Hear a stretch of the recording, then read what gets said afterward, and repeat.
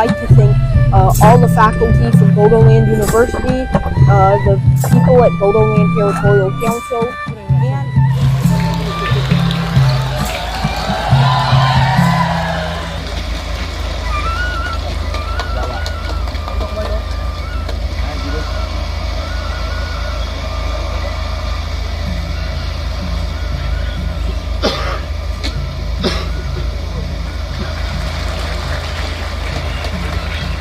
Sir, we would like to hear from you a few lines about yourself, your family, and Suborno.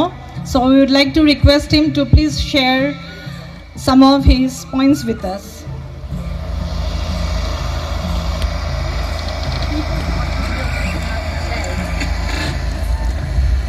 নমস্কার।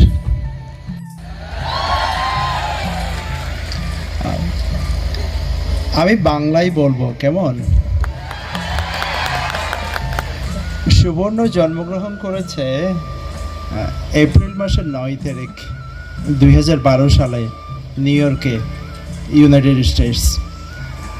তো 2014 সালে আমার স্ত্রী ওকে পড়াচ্ছিল 1 + 1 = what? And সুবর্ণ উত্তর ছিল 1 + 1 যদি 2 হয় তাহলে n + n = what, mom? তার মা হঠাৎ করে শিক্ষক থেকে ছাত্র হয়ে গেল, সে বুঝতে পারছিল না ওটার জবাব কিভাবে দেবে। তো তার মা এটা আমাকে জানালেন। এরপর আমি তাকে কিছুটা চেষ্টা করলাম আমার মতো করে শেখাতে। তো সে যখন 4 বছর হয়ে গেল, তো সে তখন আমাকে পড়ানো শুরু করলো।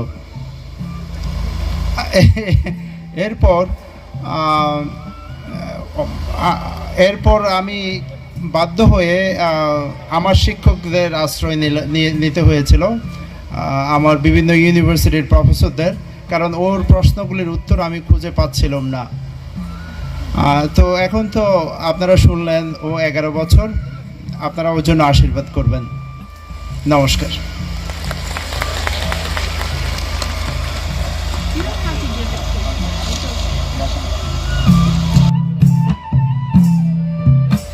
In India, we have one tough examination.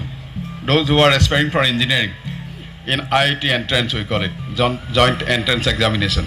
So have you tried some of these maths and science question papers, and how do you feel, how comfortable you are in doing this?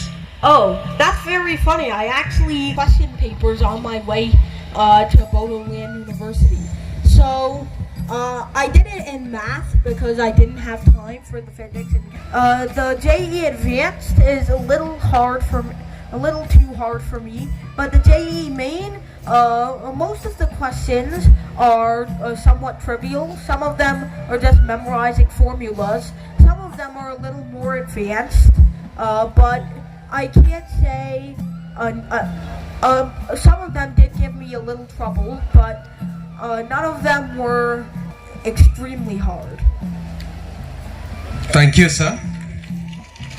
So, set theory, and I'm doing here as assistant professor. So especially I'm trying to ask about the set theory. Right, you have discussed about a set of real numbers, complex numbers, regarding the infinity. So can you discuss about such extraordinary set which can superset the complex set or real set of the reals? What exactly do you mean by supersede? That means which can be inscribed the real set and complex set. Well, which has all the elements of both the real set and the complex set? Yes, so that we can discuss about the 3 dimension, like we can discuss the complex set and 2 coordinates like that. That requires 4-dimensional space. For x real, y real, x imaginary, and y imaginary. I'm not sure I understand what you're asking, but real numbers are a subset subset of the complex numbers. So the complex numbers include the real numbers themselves. Am I getting your question right, or? Actually, like you have discussed about I square is -1, so that we can find the roots. For that reason, we have to discuss about a complex number. Yes. So when we are discussing about a complex number, we can represent it with respect to the two-dimensional coordinate. So Right. which can be good to express. So I'm trying to ask, have you done or have you discussed about the such set which can be expressed of three-dimensional coordinate better than that one actually? We cannot use a 3D coordinate exactly to describe. We can't use three-dimensional coordinates to describe a function from xy real to xy imaginary. Of course, it depends on what kind of function you're using. It could be x real, x imaginary being mapped to y real, or the other way around. But I don't believe that you can express something actually useful concerning real and complex numbers with a three-dimensional space. You need a 2D space, which is just the real axis and the complex axis, in the imaginary axis, which I'm sure you've seen before, or the four-dimensional space, which you can't imagine, or the six-dimensional space, and so on and so forth. So, I guess that's the best answer I can give. Yeah. Thank you, sir. So now we are going. I have no courage to say any question to you. When I heard about you, I always think that you are only compared to the great mathematicians of the world, and like our Professor Ramanujam. And I am amazed to see that at the starting you have started about speaking on infinity. So one thing is, the set of whole natural numbers, we know uncountable number of natural numbers are there. If they are sum up, then we expect that the number will be infinity. But Ramanujam has said it is -1/12. What is your opinion about it? I personally think that it diverges.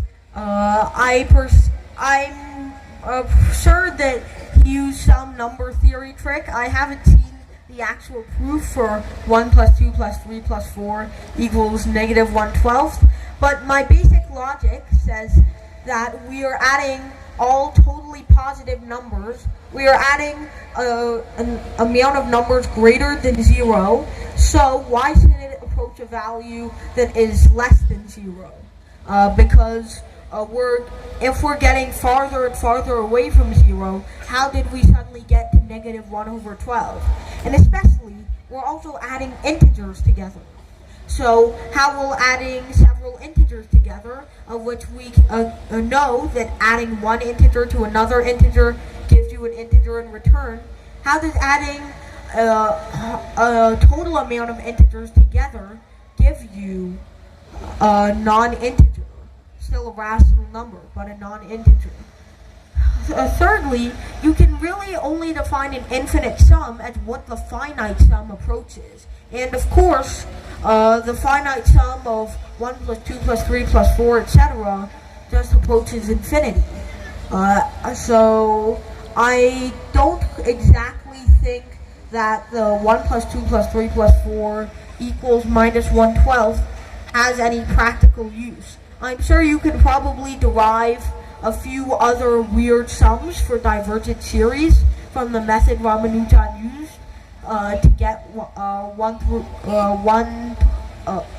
the sum of x from 1 to infinity is -1/112. I'm actually eager to look at the proof now that you've reminded me.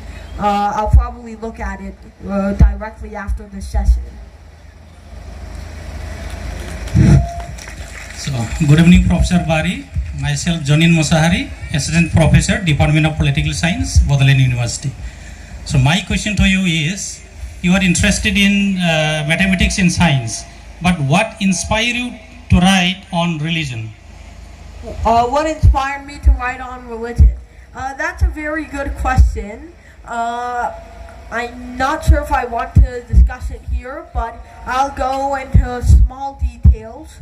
I guess what inspired me to go into religion were just animosity between the Muslim community and other communities, especially acts of violence around the world concerning that subject. So I thought, why do we have to fight over something so superficial? Why can't we just get along? And so I decided to write something on that subject because, I mean, it's a very simple concept. It's like, why do people have to fight over their beliefs? It's something very simple. Someone else isn't always going to believe in the exact same thing as you, and sometimes you have to just let it go. So everyone has their own beliefs, and you should learn to respect and love them. And that's what I thought of. It kept in my head all the time when I was writing that book. Thank you, sir. So